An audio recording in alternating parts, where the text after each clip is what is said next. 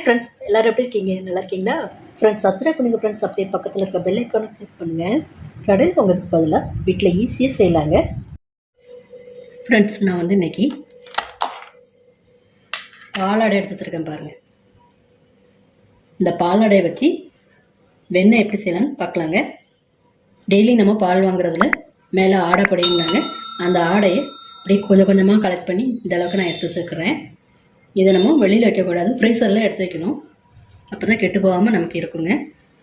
ஒரு மாதம்னாலும் அப்படியே இருக்கும் பாலாடை. அதுக்கப்புறம் நம்ம தேவைப்படும் போது நம்ம வெண்ணெய் எடுத்துக்கலாம். அந்த பாலாடையை வெண்ணெய் எப்படி எடுக்கலாம்னு பார்க்கலாங்க. இப்போ வெண்ணெய் நம்ம செய்யறதுக்காக பெரிய மிக்ஸி ஜார் எடுத்து வச்சுருக்கிறேன். இப்போ இதில் நம்ம எடுத்து வச்சுருக்கிற பாலாடையை அப்படியே உள்ளே கொட்டிக்கலாம்.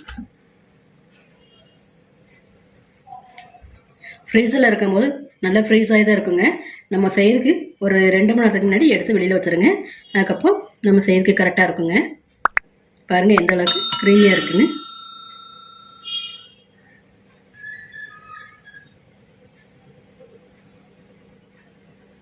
நான் வெண்ணெய் எடுக்கிறதுக்காக ஐஸ் வாட்டர் எடுத்துருக்கேங்க. கூட ஐஸ் க்யூப்பும் போட்டிருக்கேன்.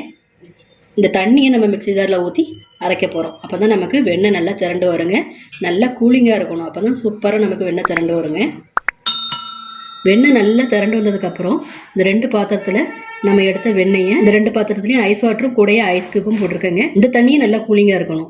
இதில் நம்ம அரைச்சி எடுத்த வெண்ணெயை எடுத்து கழுவணுங்க. அதுக்காக இது பக்கத்தில் ரெடியாக எடுத்து வச்சுக்கோங்க.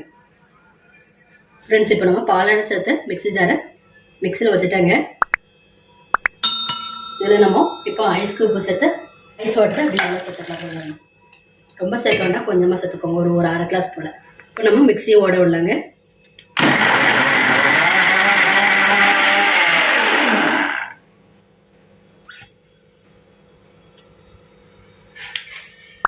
ஃப்ரெண்ட்ஸ், இப்போ பாருங்கள், ஃபஸ்ட்டு பார்க்கும்போது நல்லா க்ரீமியாக தான் இருக்கும். நம்ம மிக்ஸியை ரன் பண்ண தான் நமக்கு வெண்ணெய் நல்லா திரண்டு வருங்க.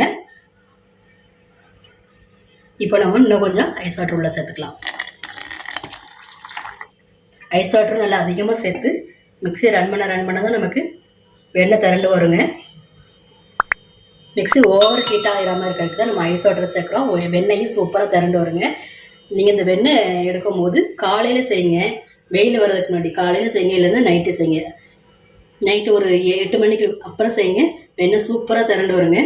இப்போ மறுபடியும் மிக்ஸியை ரன் பண்ணிக்கலாம்.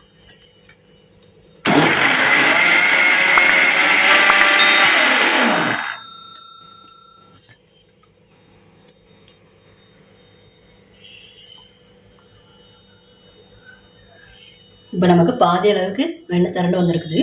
இன்னும் கொஞ்சம் ஐஸ் வாட்டர் சேர்த்துட்டு இன்னொரு தப்பு ரன் பண்ணிக்கலாங்க.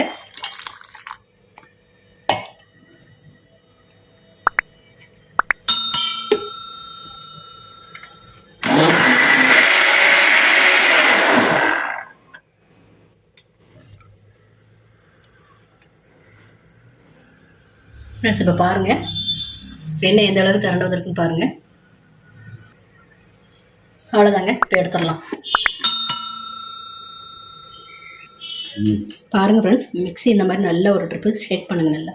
அப்புறம் வெண்ணெய் நமக்கு நல்லா திரண்டு உருண்டு வருங்க. இப்போ இதை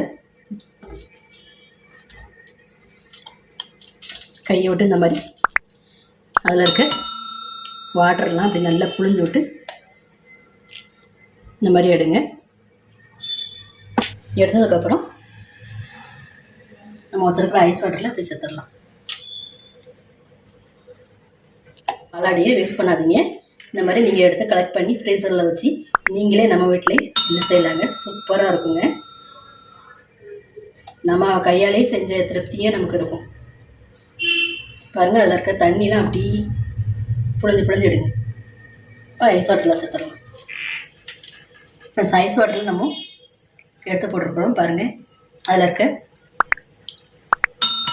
பாலெல்லாம் வெளியில் வர்றதுக்காக மறுபடியும் இந்த தண்ணியில் நம்ம அலசணுங்க. அப்போ வந்து நமக்கு வெண்ணெய் நமக்கு ஸ்மெல் அடிக்காமல் இருக்கும். இதையும் நல்லா அந்த மாதிரி புழிஞ்சு பக்கத்தில் இன்னொரு பாத்திரத்தில் ஐஸ் வாட்டர் வச்சுருக்கேங்க. இப்போ அதையும் மறுபடியும் போட்டுக்கலாம். 2 தண்ணியில் அலசி எடுங்க. அப்போ தான் வெண்ணெய் நம்ம ஸ்டோர் பண்ணி வச்சாலும் ஸ்மெல் அடிக்காமல் இருக்குங்க. ஐஸ் வாட்டர் எந்த அளவுக்கு சேர்க்குறோமோ அந்த அளவுக்கு நமக்கு கையில் வெண்ணெய் ஒட்டாமல் வருங்க. பாத்திரத்துலேயே ஒட்டாது, நமக்கு கையிலேயே ஒட்டாது. ஐஸ் வாட்டரும் ஐஸ் க்யூபும் சேர்த்துக்கோங்க, நிறைய சேர்த்துக்கோங்க. நல்லா கூலிங்காக இருக்கணும், அப்போ தான் நமக்கு கையில் ஒட்டாமல் வரும். இப்போ 2வது தண்ணியில் சேர்த்துட்டேன். நம்ம சேர்த்துருக்க தண்ணியில் நல்லா அலசிக்கலாம்.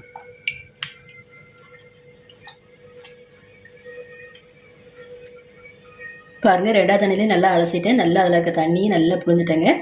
இப்போ நம்ம எந்த பாக்ஸில் ஸ்டோர் பண்ண போகிறோமோ அந்த பாக்ஸில் அப்படியே வெண்ணெய் எடுத்து வச்சுக்கலாம்.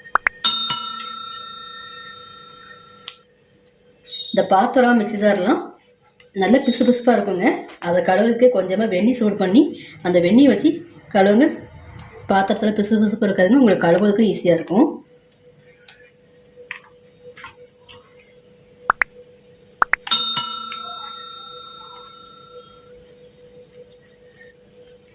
அதில் இருக்க தண்ணி மட்டும் இல்லாமல் நல்லா சிக்கனை புழிஞ்சிட்டு நம்ம எந்த பாக்ஸில் ஸ்டோர் பண்ணுறோமோ அதில் நீங்கள் எடுத்து வச்சுக்கலாங்க.